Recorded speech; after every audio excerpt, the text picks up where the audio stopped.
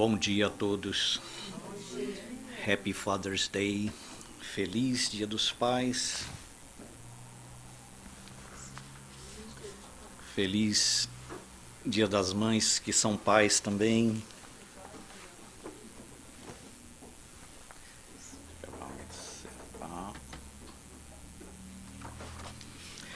Para mim é um presente que a Maura me deu de me colocar no schedule para hoje, poder falar sobre pai, principalmente que o nosso assunto vai girar a maior parte em torno do nosso pai criador, o pai de todos nós.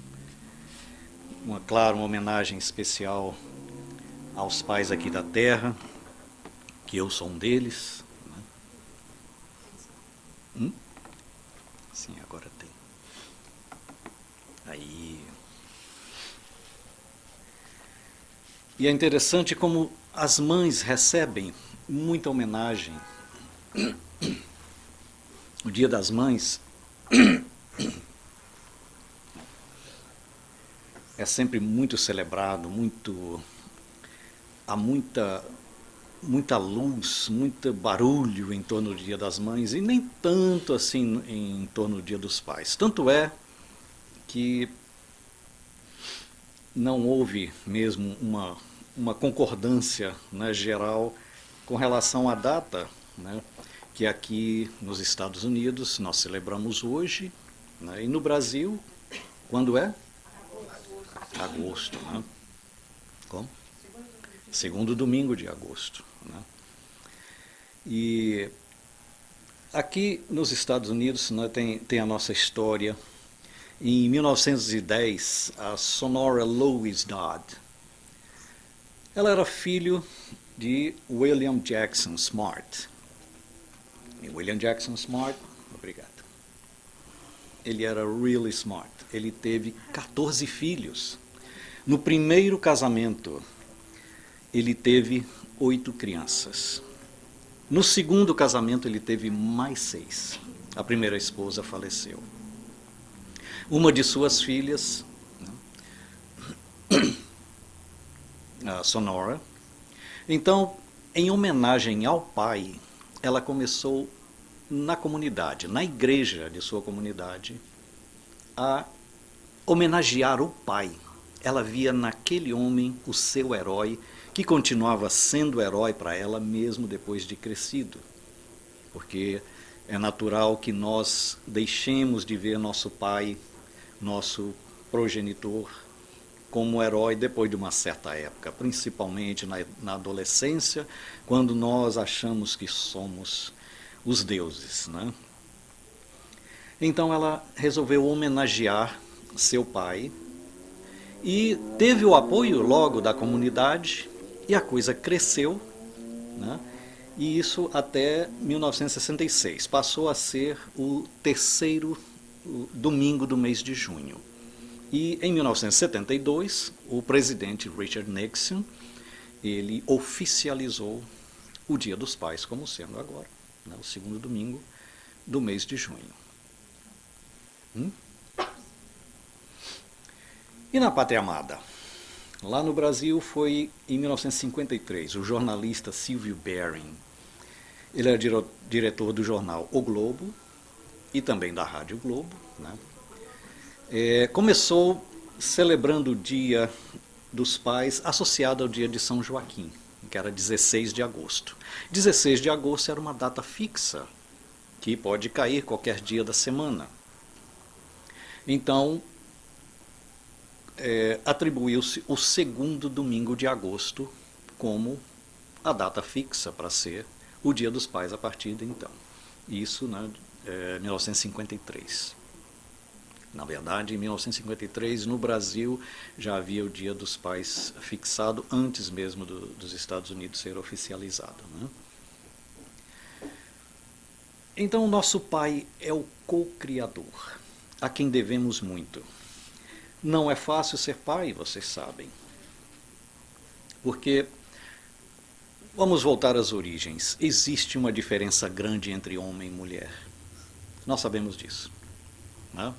E eu me lembro, eu criava fila, aqueles cachorrinhos desse tamanho no Brasil, né?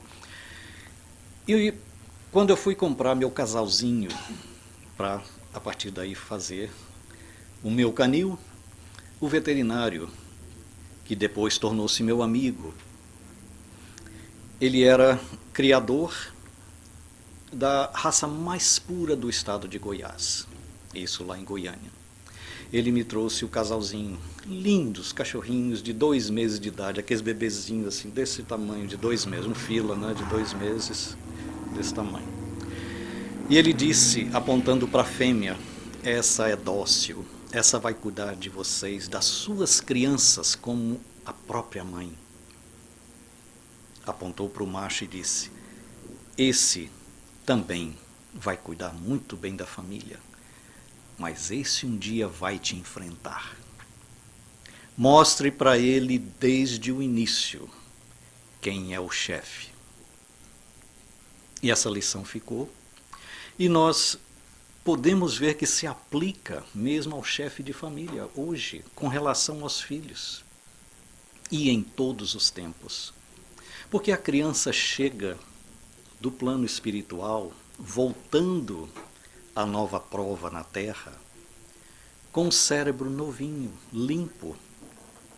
O Espírito Eterno traz a carga de conhecimento, de evolução, as aquisições espirituais, emocionais, a história daquele espírito imortal, de sabe lá quantas encarnações.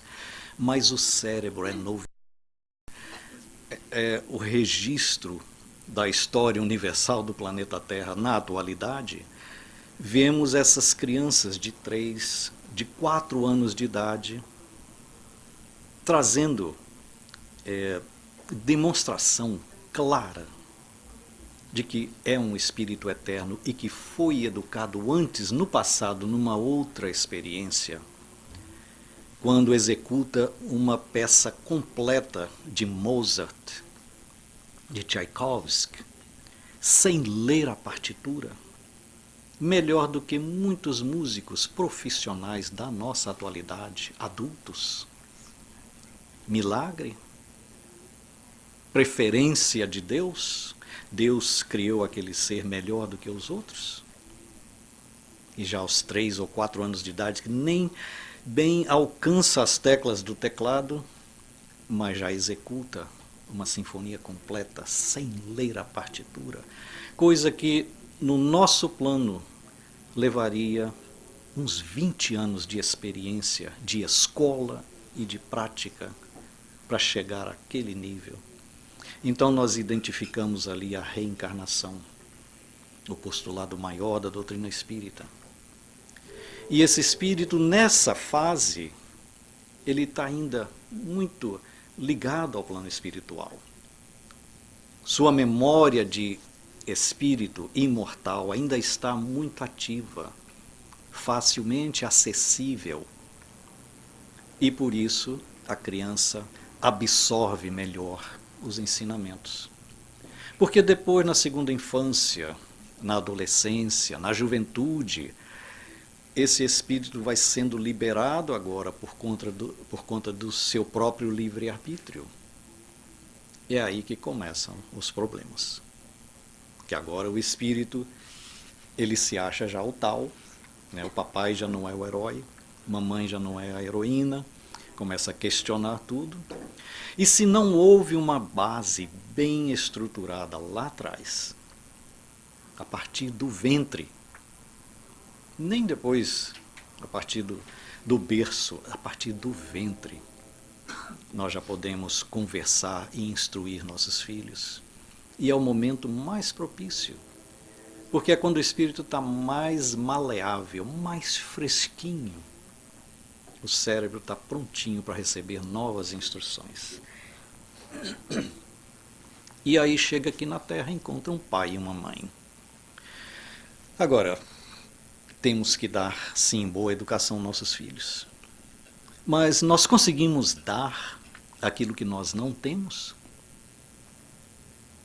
Djavan ainda lamentava, né? Sabe lá o que é não ter e ter que ter para dar.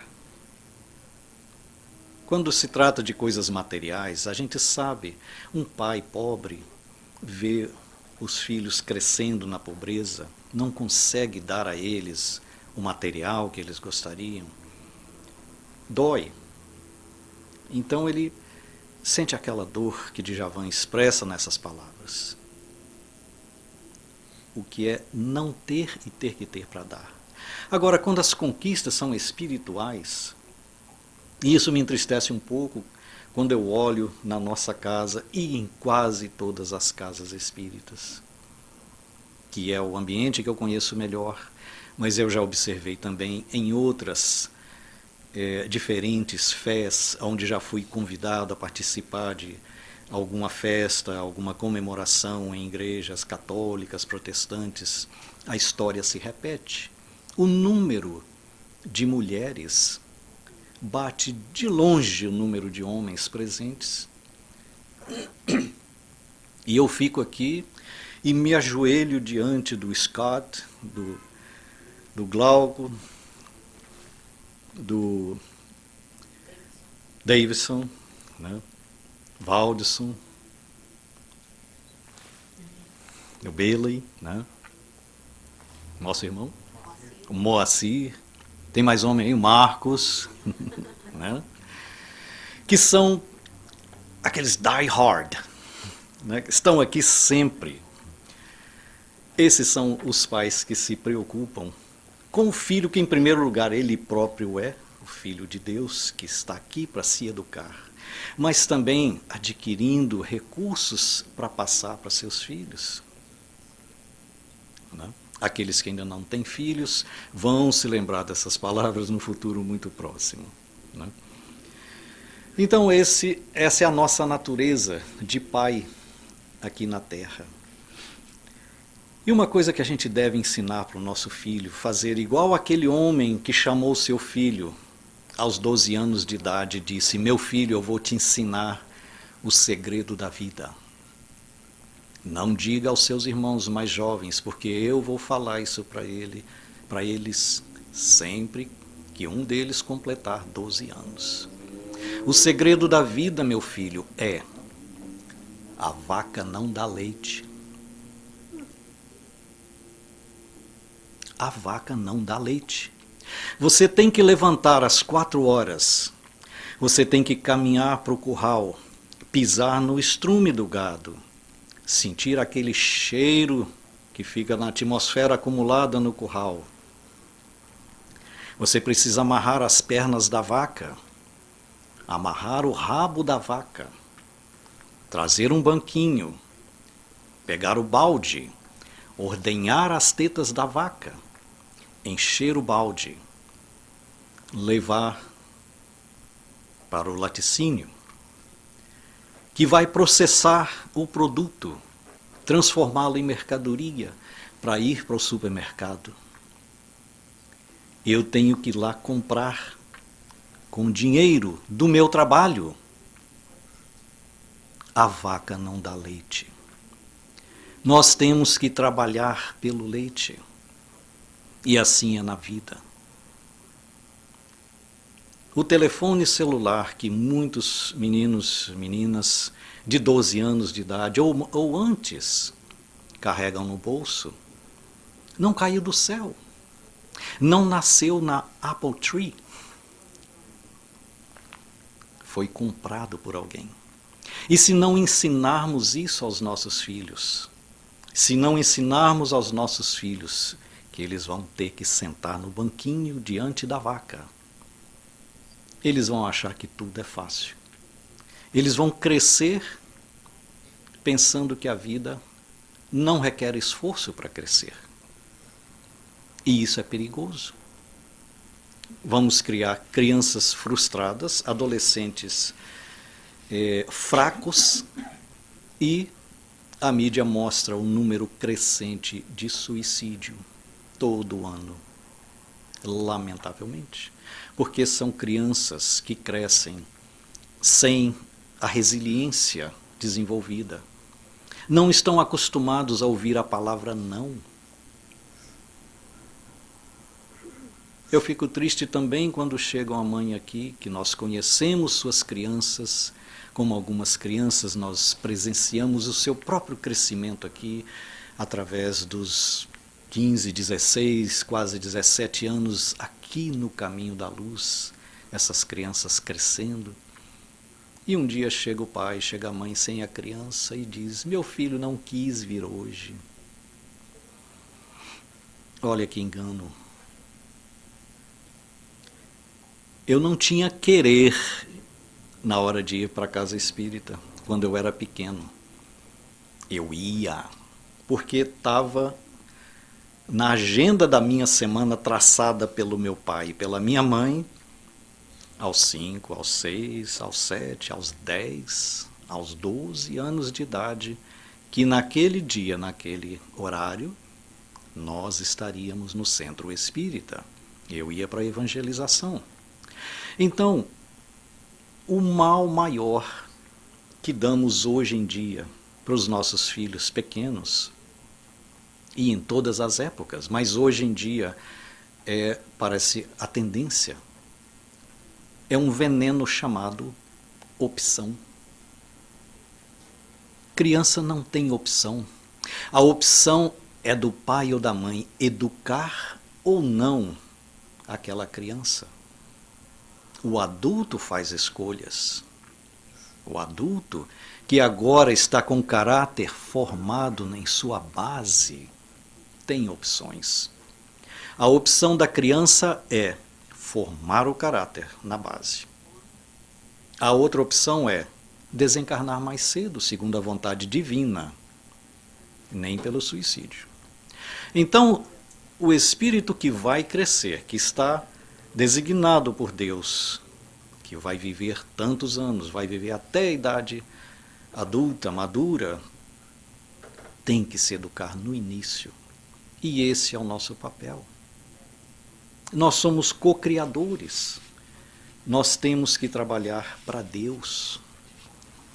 Porque nós recebemos isso também de nossos pais. Sabemos hoje, pela lei de causa e efeito, por todos os postulados que a doutrina espírita nos ensina com relação à vida eterna, à sobrevivência do espírito à morte do corpo, que a vida continua.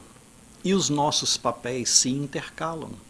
Hoje filho, amanhã avô, da mesma pessoa que era meu pai, que vai ser na próxima encarnação meu irmão, que quem sabe daqui a 3 encarnações vai até nascer em outro continente, não vai nem me encontrar aqui na Terra.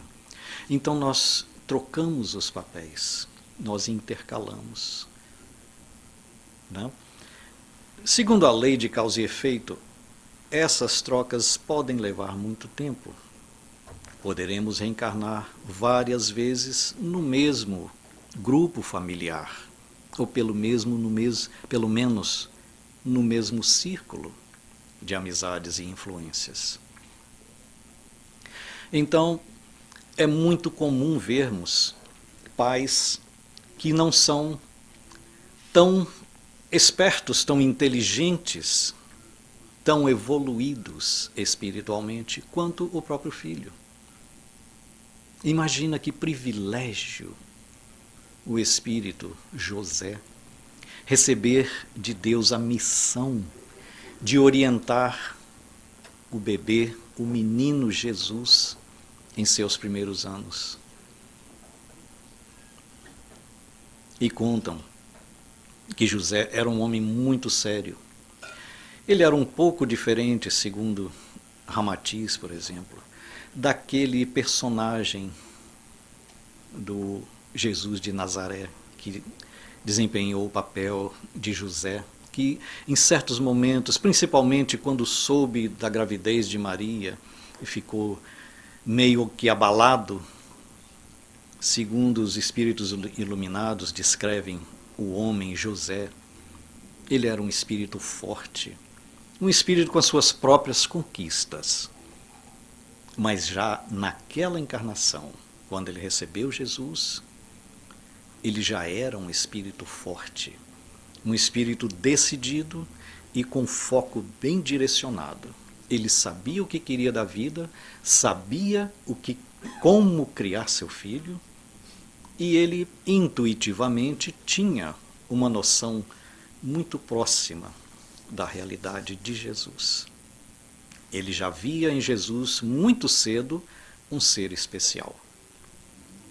Principalmente porque ele também acreditava na história dos antigos, nas profecias de que o Filho de Deus viria. Maria então nem se fala, né? Aquele espírito bondoso da mãe, apesar também de que Kardec faz esse comentário que Maria parecia não fazer uma noção muito precisa da missão do filho, né?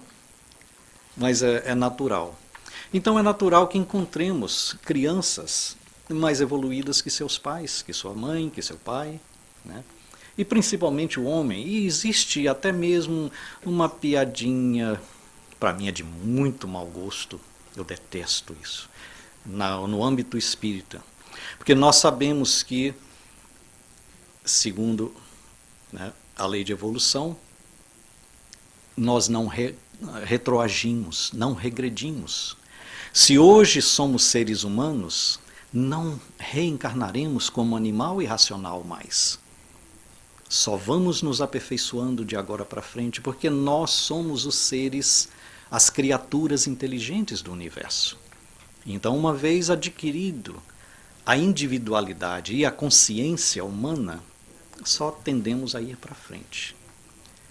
Então dizem por aí que se você já reencarnou mulher, é porque você já passou, já foi homem um dia e você não vai voltar atrás. Porque a evolução não regride. Então, se você já é mulher, você não vai voltar, não corre o risco de reencarnar como homem, porque você não vai voltar atrás na evolução. Que piada de mau gosto, né? Terrível.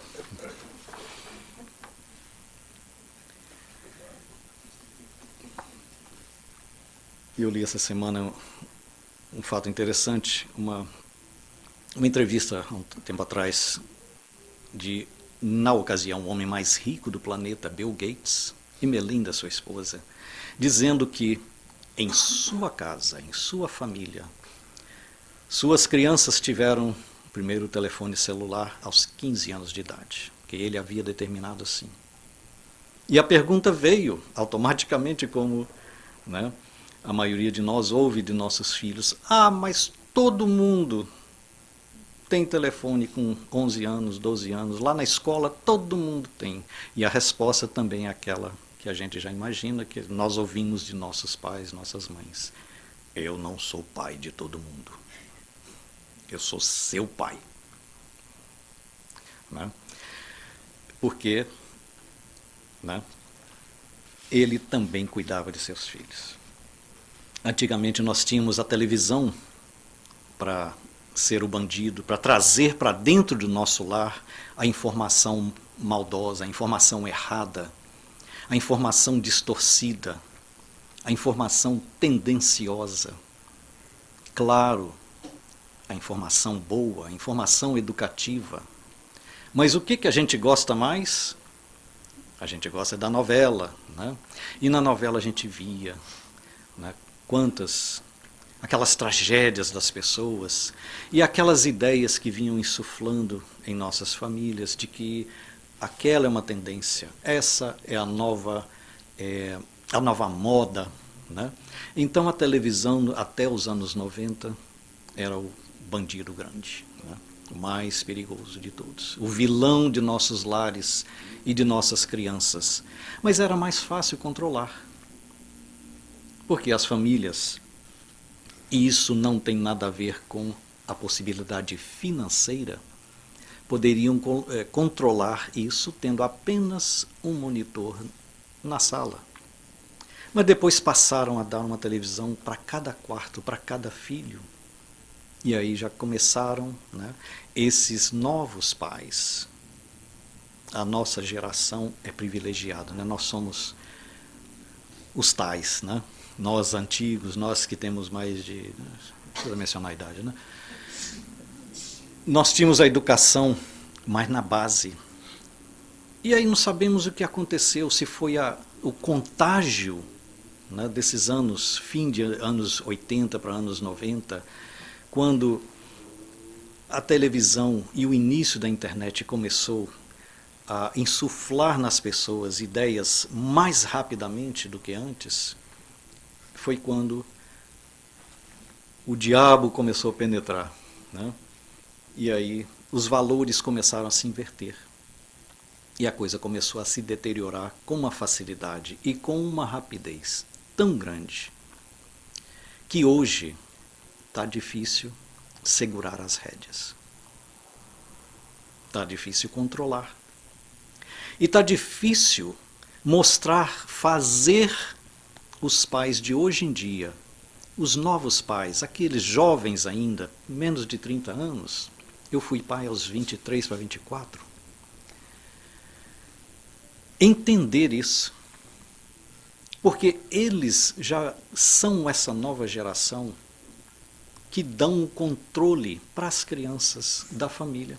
Dão um controle do que a criança quer vestir, quer comer. Dão um controle à própria criança de como conduzir a própria vida aos 5, aos 6, 7 anos de idade. Sem contar com aberrações ainda mais graves e seríssimas que, graças a Deus, parece que foi consertada. Nós presenciamos em tempo recente no Brasil, mas que o Brasil não é o único privilegiado com isso também, onde o governo federal, o governo da nação, tentou convencer de que deixar a própria criança escolher a sua orientação sexual em idade tenra ainda, na primeira infância, seria a nova orientação daquele país. Lamentável. Graças a Deus, já está voltando aos trilhos, né? Então essa é a nossa responsabilidade. E Deus, o nosso Pai, é esse que eu gosto de falar. Eu gosto de falar porque eu gosto de lembrar que nós somos filhos de Deus. E falando como filho de Deus, nós vamos ver depois também, ao longo da história, desde os profetas antigos, que a orientação de como educar a criança já vinha sendo entregada. Joana de Ângeles escreveu pelas abençoadas mãos do venerando apóstolo Divaldo Franco um livrinho pequenininho chamado Filho de Deus. Na introdução ela diz: multiplicaram-se através dos tempos variados conceitos de Deus. Por mais complexos, sempre se tornaram insuficientes para expressar toda a grandeza do Criador. Somente Jesus logrou fazê-lo com perfeição, utilizando-se de uma linguagem simples, no entanto portadora de alta carga racional e emocional, chamando de Pai. O designativo excelente preenche todas as lacunas deixadas por outras definições e referências. Deus é o Pai Criador, o genitor divino, a causa incausada de todos os seres e de todas as coisas. És filho de Deus, cujo amor inunda o universo e se encontra presente nas fibras mais íntimas do teu ser. Por isso nada te deve atemorizar ou afligir demasiadamente. Tudo a ver com a nossa reforma íntima, que o reino de Deus venha a nós, penetre o nosso ser e encontre morada. Não é para receber as coisas de mão beijada de Deus, como alguns pensam. É o reino de Deus agora orientando a nossa vida. Seja feita a vossa vontade, assim na terra como no céu. A vontade de Deus é soberana. É como a criancinha na primeira idade obedece o pai sem questionar, porque sabe que o pai é a orientação segura. Então seja feita a vontade do nosso Pai em qualquer lugar do universo, do lado de cada vida, ou no além, depois dessa lida. E do lado de cada vida, nós temos algo chamado livre-arbítrio, que às vezes nos coloca em conflito com a vontade do Pai. É quando nós conhecemos de perto a mestra chamada dor. É quando nós resolvemos desafiar a vontade do Pai. Nesse momento nós encontramos pela frente a dor, que vai nos levar de volta ao caminho. O pão nosso de cada dia nos dai hoje. Olhai as aves do campo. Elas não tecem, não trabalham, no entanto, o Senhor as provê. Né? Não vos inquieteis com que havereis de comer. Claro que a gente tem que trabalhar, lembrem-se que a vaca não dá leite, mas pedimos ao Pai uma vaca, ou pedimos ao Pai uma vara que possamos pescar o nosso peixe. Então, o pão nosso de cada dia nos dai hoje. Perdoai as nossas ofensas. Aí vem a lei de causa e efeito em ação novamente. Porque nós erramos o tempo todo. É da nossa natureza humana, é da nossa natureza de seres em processo educativo. Então temos que pedir perdão. E ali vem uma lista dos erros mais comuns. Bater os nossos irmãozinhos menores. Hoje as famílias são pequenas, mas eu tenho uma história interessante. Nós somos de uma família de 8, onde todo mundo batia, menos a menor, porque a regra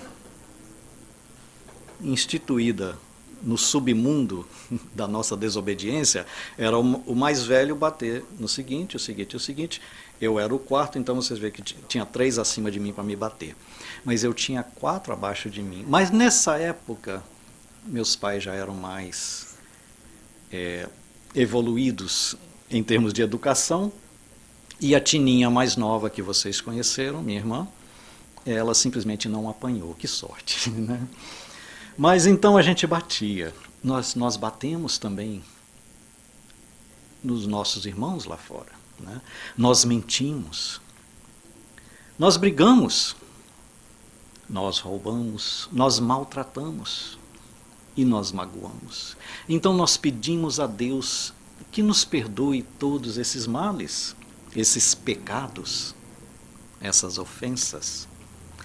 Mas aí vem Jesus e ensina como perdoamos nossos devedores. Nesse momento nós estamos oferecendo ao Pai uma maneira dele se sentir mais à vontade conosco e falar, tá bom, eu vou te perdoar. Mas é na exata medida que você perdoar quem te deve. E Pedro ainda vai e pergunta, mas mestre, quantas vezes deverei perdoar ao meu irmão? Né? E Jesus ensina quantas? 7 vezes 70, que é igual a 48, né? 490. Eu gostei dessa matemática também, né? Ou seja, um número ilimitado de perdão. Perdoar sempre é a lei, não é opção. Nós somos crianças espirituais. Mesmo aos 103 anos de idade, somos ainda crianças espirituais. Então, temos que obedecer à lei. A lei é perdoar, não é questionar se perdoamos ou não, ou quantas vezes. A lei é perdoar, não é opção. E não nos deixeis cair em novas tentações, mas livrai-nos do mal. Orai e vigiai. É a receita de Jesus, para que não caiamos novamente no mesmo erro. E geralmente os erros mais comuns nós cometemos várias vezes. Quando achamos que já estamos fortalecidos, somos já espíritos educados, erramos novamente da mesma forma.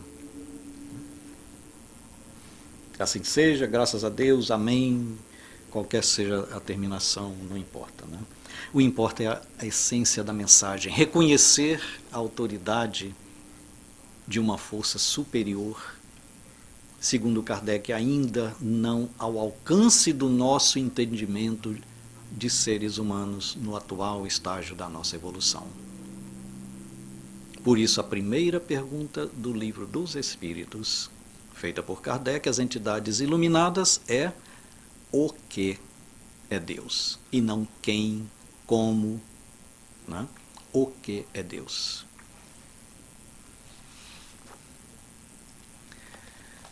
Quando eu me referi aos profetas da antiguidade, no Salmo 23, dos Salmos de Davi, vamos nos ater às letras em amarelo, né? O Salmo 23, quase todos nós conhecemos, né? O Senhor é meu pastor, nada me faltará. Então, dizendo ali, ainda que eu ande pelo vale da sombra da morte, não temerei mal algum, porque tu estás comigo. A tua vara e o teu cajado me consolam. Rod and staff. A sua vara e o seu cajado.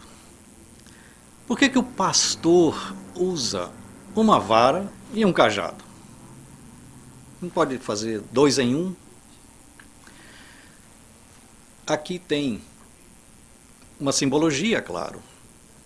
Geralmente os pastores andavam com uma vara e um cajado. O cajado era até mesmo uma mania.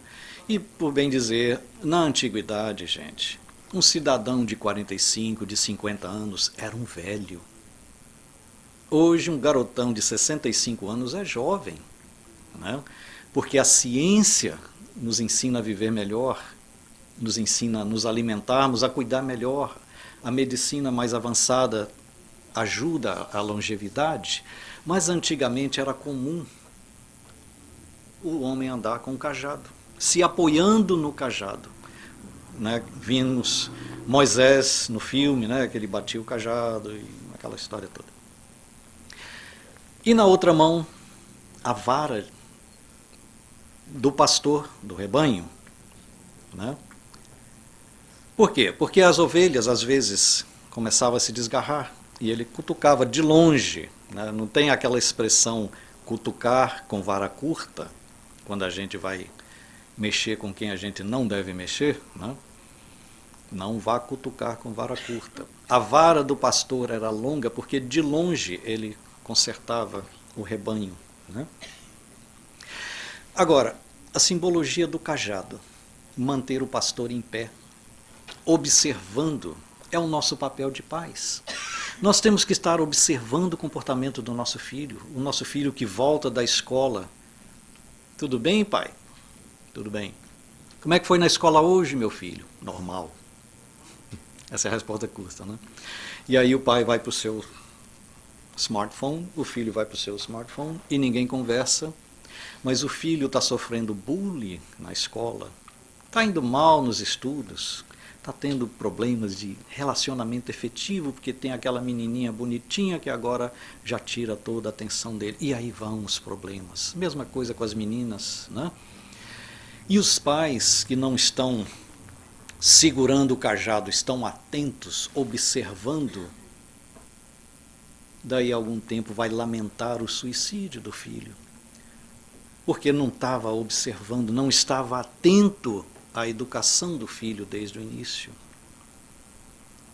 Não estava com a vara na mão. Aqui que legal.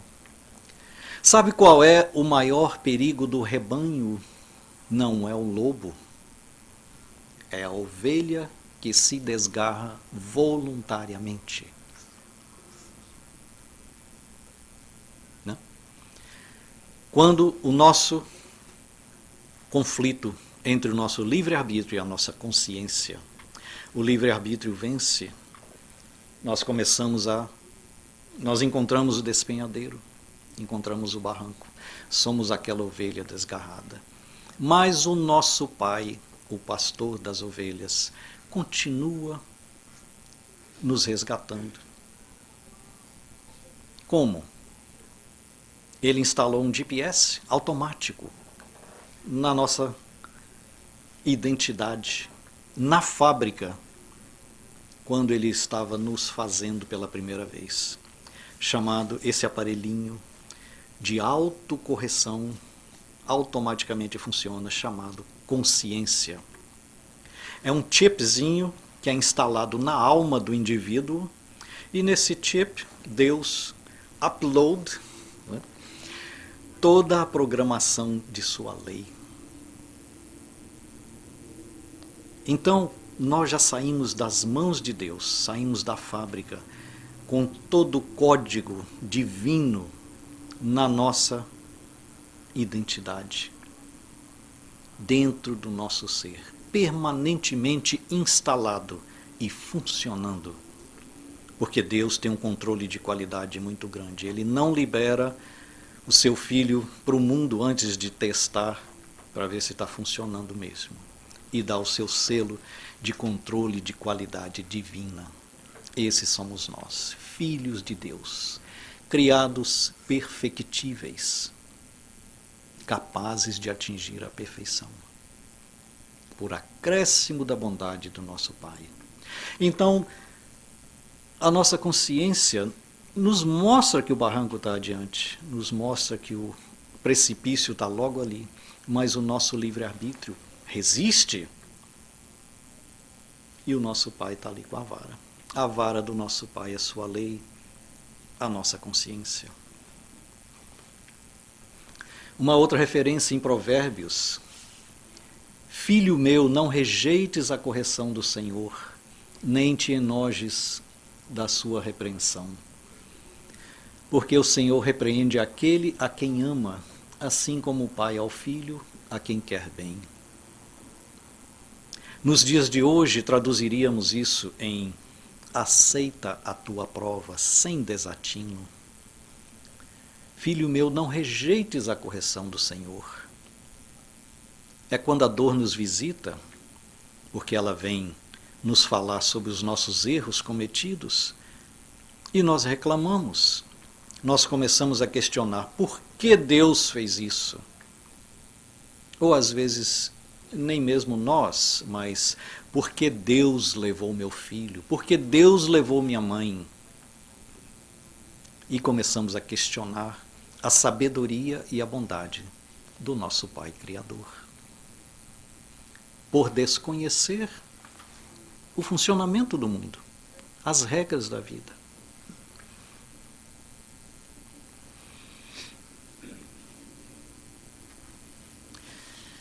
E nesse momento é quando precisamos de consolo.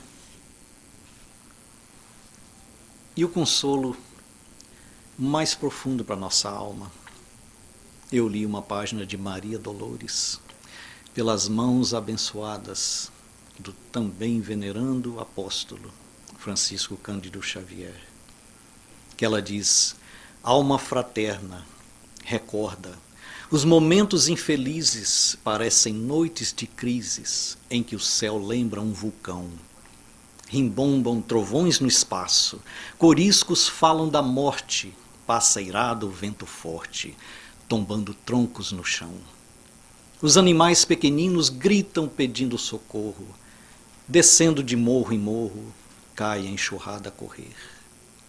Mas finda a borrasca enorme, no escuro da madrugada, em riscas de luz dourada, há um novo amanhecer. Assim também na vida, se atravessas duras provas, na estrada em que te renovas, guarda a calma ativa e sã. Sofre, mas serve e caminha, vence a sombra que te invade, se a hora é de tempestade, há um novo dia amanhã.